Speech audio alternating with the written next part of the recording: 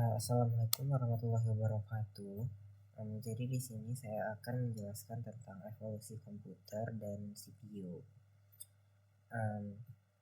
Yang pertama mungkin kita akan mencari kayak semacam referensi. Dan sebelumnya saya sudah mengumpulkan beberapa referensi. Saya sudah mendapatkan salah satu jurnal dari Google dan mengenai apa itu evolusi komputer dan juga CPU. Yang pertama mungkin komputer adalah sebuah mesin hitung elektronik yang secara cepat menerima informasi, masukan digital dan mengolah informasi tersebut menurut seperangkat instruksi yang tersimpan dalam komputer tersebut, sehingga menghasilkan keluaran informasi yang dihasilkan setelah diolah. Untuk organisasi komputer sendiri adalah bagian yang terkait dengan unit-unit operasional dan interaksi antar komponen penyusun dalam merealisasikan aspek interstrukturalnya. Nah, perbedaan utama dari organisasi komputer itu ada bagian yang terkait erat dengan unit-unit operasional seperti teknologi hardware, perangkat antarmuka, teknologi memori, sistem memori, dan sinyal-sinyal kontrol. Struktur dan fungsi utama komputer itu ada CPU, kemudian ada memori utama, kemudian ada I/O, System Interconnection, Control Unit,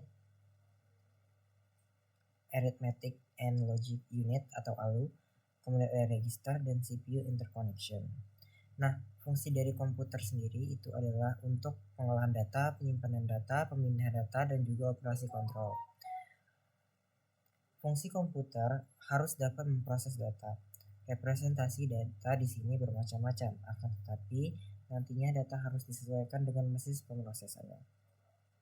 Nah, mungkin terdapat beberapa permasalahan dalam evolusi dan kinerja komputer. Kita mulai dari sejarah perkembangan komputer. Komputer itu sebelum tahun 1940, kemudian ada juga yang setelah 1940.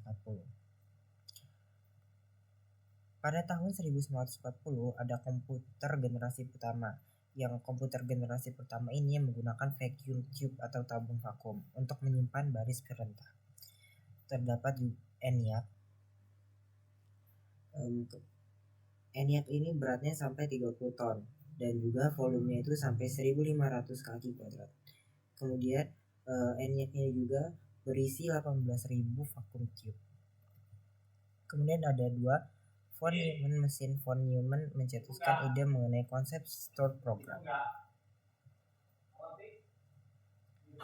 Kemudian ada komputer komersial.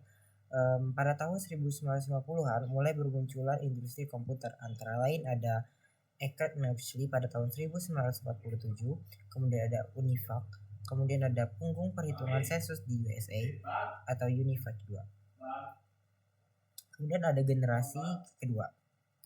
Pada generasi ini, komputer itu lebih kecil, lebih ringan, disipasi daya lebih rendah, solid state device, dan terbuat dari silikon. Kemudian juga ada komputer generasi 3. Komputer generasi ketiga memasuki era mikroelektronik sebagai pengganti transistor. Mikroelektronik merupakan dasar penuhan dari integrated circuit. Nah, mikroelektronik sendiri merupakan benar-benar small electronics yang dapat dibuat dengan semikonduktor. Contohnya itu silicon wafer atau wafer silicon. Mikroelektronik lebih dikenal dengan nama chips. Kemudian ada komputer generasi terakhir. Pada komputer generasi terakhir ini sudah memanfaatkan mikroproses, yang mana perkembangan mikroprosesor itu terjadi pada 1971 sampai 4400 mikroprosesor pertama. Struktur CPU. Struktur CPU sendiri yaitu yang pertama ada register. Register ini berfungsi untuk menyimpan data internal. Nah, untuk CPU ini digunakan untuk memproses atau mengolah data. Kemudian ada memori. Memori adalah perangkat keras hardware yang berfungsi mengelola data dan instruksi. Kemudian ada ROM. ROM ini cuman bisa dibaca, nggak bisa dihapus dan sudah diisi oleh pabrik pembuat komputer. Jadi ROM ini nggak bisa disetting kembali. Perintah ROM itu sebagian akan dipindahkan ke RAM. Kemudian ada RAM. RAM ini adalah tempat penyimpanan memori sementara pada komputer saat komputer itu dijalankan, sehingga RAM ini akan dapat diakses secara acak atau random. Untuk jenis RAM sendiri itu ada banyak. Ada contohnya itu ada EDORAM, SDRAM, DDR, SDRAM, sama RDRAM. Kemudian ada peralatan penyimpanan data. Kemungkinan kita bakal nyari ke GPT. Sebelumnya udah cari kurang lebih sama yang kayak kita baca di jurnal tadi, mulai dari perkembangan mutakhir. Mungkin kita bakal nanya ke GPT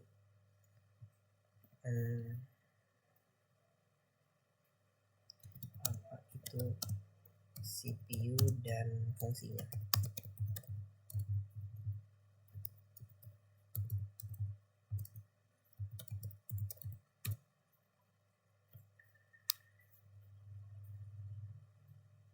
Nah, di sini kita bisa lihat CPU itu adalah singkatan dari Central Processing Unit, yang mana CPU itu merupakan otaknya komputer. Nah, dikarenakan CPU ini adalah otaknya komputer, sehingga CPU ini banyak banget fungsi-fungsi utama. Salah satu diantaranya itu adalah menjalankan instruksi. Jadi yang menjalankan instruksi itu pada komputer itu adalah CPU. Kemudian mengatur lalu lintas data menggunakan control unit, mengolah data melalui arithmetic logic unit menggunakan ALU, dan juga membaca dan menulis data dari memori. Nah, kita cari lagi register. Di sini tuh ada register. Kita jelaskan bagian utama CPU lebih lanjut.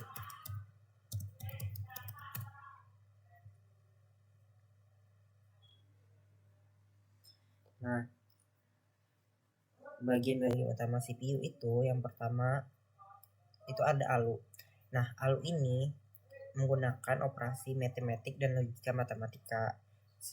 Nah, di ALU itu ada operasi matematika yang digunakan itu adalah AND, OR, NOT, dan XOR. Kemudian ada CU atau control unit, di mana CU ini tuh untuk mengatur dan mengontrol semua aktivitas di dalam CPU di antara CPU dan komponen lain. CU ini bertugas untuk membaca, mengartikan, serta mengarahkan bagian dari CPU. Kemudian ada register. Register ini adalah penyimpanan data sementara. Jadi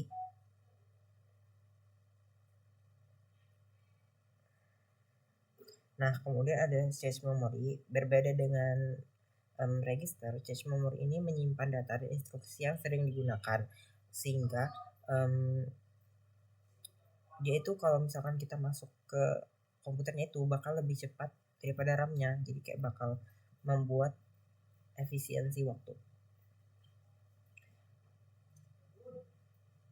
Mungkin itu kita juga bisa mencari di YouTube untuk mengenai materi ini, evolusi dan sejarah perkembangan komputer.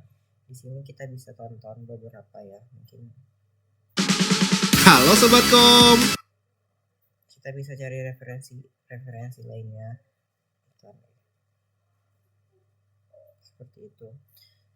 Cuman saya menemukan jurnal yang menurut saya sangat membantu saya dalam mempelajari materi-materi pertama ini. Jadi, terima kasih dari saya. Saya akhiri. Wassalamualaikum warahmatullahi wabarakatuh.